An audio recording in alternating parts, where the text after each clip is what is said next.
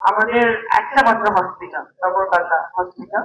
সেই হসপিটালে যদি কেউ যায়, আমি হসপিটালের সবার যারা ওখানে কর্মরত আছে, ডাক্তাররা আছে, তাদের এখানে কোনো অভিযোগ না তাদের প্রতি, বা তাদের প্রতি সম্পূর্ণ ম্যানেজমেন্টের প্রতি সম্মান রেখে বলছি, ওই হসপিটালে কিন্তু ভালো মানুষ গেলে অসুস্থ হয়ে যাবে। কথা ঠিক? কারণ পরিবেশ নাই, তাই একটা এখন সুতরাং আমাদের প্রথম কথা, আমাদের এমন একটি হসপিটাল বা স্বাস্থ্য কেন্দ্র প্রয়োজন নগরকান্দা শাখায়, যেখানে আমাদের কৃষক ভাইরা, শ্রমিক ভাইরা, সব শ্রেণী পেশার মানুষ স্বল্প মূল্যে ভালো চিকিৎসা পাবে। সেই জায়গা, সেই স্বাস্থ্য সেবাটা আমাদের প্রয়োজন। তো সেইটা যদি দিতে হয়, তাহলে প্রথমে আমাদের এখানে আমাদের উন্নত মানের ডাক্তার, নার্স, ট্রেন্ড নার্স লাগবে, ডাক্তার লাগবে, এবং পরিবেশ যাতে ভালো থাকে সেই জন্য যদি সরকারি হাসপাতাল হয়, তাহলে সরকারের এটা স্বাস্থ্য মন্ত্রণালয় একটা উদ্যোগ নিতে হবে, সরকারের একটা উদ্যোগ নিতে হবে। সেই জায়গাটা থেকে আমি মনে করি যে আমাদের খুবই জরুরি নগরকান্দা শাখায় একটা ভালো স্বাস্থ্য সেবা, একটা ভালো হসপিটাল, যেখানে 2 উপজেলা মানুষই সেবা নিতে পারবে, তারা সাহায্য পাবে। যেখানে আইসিইউ একটা থাকবে, আইসিইউ বেড থাকবে, যেখানে ইমার্জেন্সি রোগীদের বা হার্ট পেশেন্টদের যাদের জরুরি সেবা দরকার, বা আমাদের যারা গর্ভবতী মারা থাকেন, যারা নারীরা থাকেন, তারা আমাদের কিন্তু নারীরা অনেক বেশিরভাগ সময় তাদের স্বাস্থ্যটা নেগলেক্ট করা হয়। তারা নিজেরাই তাদের সংসার নিয়ে এত ব্যস্ত থাকে যে তাদের নিজেদের স্বাস্থ্য সেবা তারা মনেই থাকে না। একটা নারীর স্বাস্থ্যটা কিন্তু খুবই গুরুত্বপূর্ণ, কারণ সে তার সংসারকে সেবা দেয়, সে কৃষি কাজ করে, তার পরিবারকে সে সেবা দিচ্ছে, কিন্তু তার নিজের স্বাস্থ্যটা ঠিক রাখা অত্যন্ত গুরুত্বপূর্ণ। সেই জায়গাটায় কিন্তু এডুকেশন মানে শিক্ষার প্রয়োজন, মানে একটা শিক্ষার, ওই শিক্ষাটা প্রয়োজন যেটা মারা জানবে যে না, আমার স্বাস্থ্যের সেবা করতে হবে, আমার নিজের হসপিটালে যেতে হবে, রেগুলার ডাক্তারের কাছে যে ইন্স্যুরেন্স কার্ড থাকলে তার মাধ্যমে সে সারা বছরের একটা বাৎসরিক সেবা সে পাবে। এই ধরনের একটা সিস্টেম কিন্তু বিএনপি মাথায় আছে।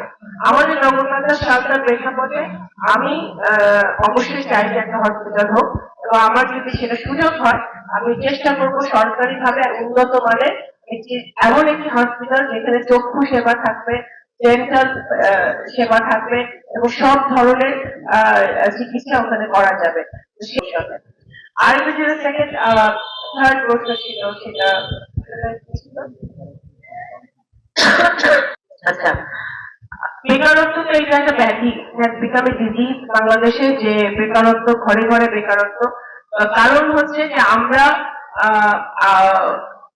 সবাই এমএ, বিএ, এমএ পাস করছে, কিন্তু তাদের আকাঙ্ক্ষিত যে পেশায় তারা যেতে চায়, আমাদের ছেলেমেয়েরা সেই পেশায় তারা যেতে পারছে না। হয়তো যে সাবজেক্টে তারা পাস করছে সেটা ডিমান্ড ওরকম নাই, সেটা হতে পারে, বা সেটা চাকরি নাই এনাফ, সেটাও হতে পারে। কিন্তু আমি মনে করি যে আমাদের শুধু ডাক্তার, ইঞ্জিনিয়ার, আমাদের একটা মাইন্ডসেট আছে সবার এই সাবজেক্টে পড়াশোনা করতে হবে, বা এই সাবজেক্টে পড়াশোনা করলে চাকরি হবে, সেটা কিন্তু না। আমাদের কিন্তু একটা বিশাল সেক্টর রয়ে গেছে, যেটা কারিগরি শিক্ষা।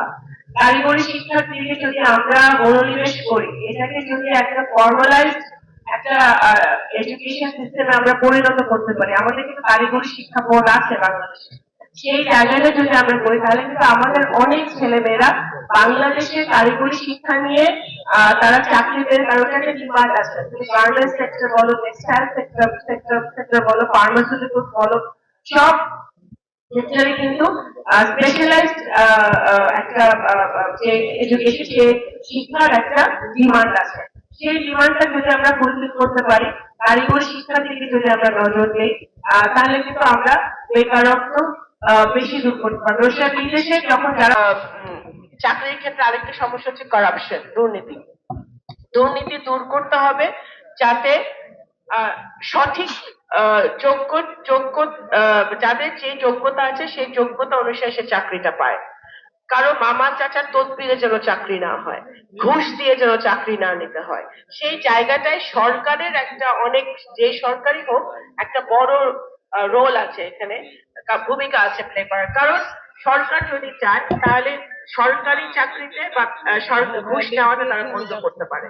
সরকার যদি চায় তাহলে ইভেন যখন আগে আমরা কি দেখেছি, একটা সামান্য পুলিশের এসআই নিয়োগ হবে, সেই এসআই নিয়োগেও তোমার 10 লাখ 12 লাখ 20 লাখ টাকা করে ঘুষ নেওয়া হয়। শুধু ঘুষ নিলে হবে না, মামা চাচা মন্ত্রী হতে হবে, এমপি মন্ত্রী হতে হবে, আবার সে পার্টিকুলার দলের সদস্য হইতে হবে, সেই দলের সদস্য চাকরি পাবা না। তো এত কিছু দেখে তো তখন ছেলেমেয়েরা ফ্রাস্ট্রেটেড হয়ে যায় যে কোথাও কিছু নাই। সেই ক্ষেত্রে আমাদের এই জায়গাগুলো স্বচ্ছতার মানে চাকরি দেওয়ার ব্যাপারে প্রত্যেকটা সিস্টেমকে, প্রত্যেকটা প্রতিষ্ঠানকে স্বচ্ছ হতে হবে, যাতে যে যে যোগ্যতা অনুসারে প্রত্যেকে তার তার জায়গায় তারা চাকরি পাবে, তার যোগ্যতা অনুসারে, তার মেরিট অনুসারে। সেখানে কোনো তদবিরের প্রয়োজন হবে না, কোনো ঘুষ তো অবশ্যই, যেখানে আমি বারবার বলছি যে নগরকান্দা সালটাকে দুর্নীতি মুক্ত করতে হবে। সেই জায়গাটা থেকে আমি মনে করি এই ধাপগুলো নিলে আমাদের বেকারত্ব আরো শীঘ্রই দূর হবে। ধন্যবাদ।